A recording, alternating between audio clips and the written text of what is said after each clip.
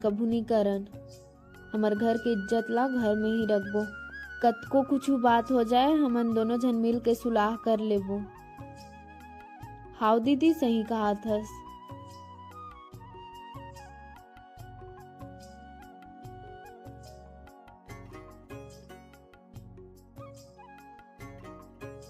तोला का हो गए? दीदी सुन ना, आज मैं तोर से एक वादा करना चाहत हूँ। मैं जैसन तो आज मैं करत हूँ दीदी, वैसने मैं हमेशा कर हूँ। सब जन कथे ना दीदी कि ये सब शुरू शुरू के ही चोचला हरे। मैं तोर संग जैसे आज हूँ दीदी, वैसने हमेशा रहूँ। ये मोर वादा है दीदी तोर से। कुछ भी बात के मोला बुरा लगा थे तब मैं तोर से आके बात कर हूँ दीदी।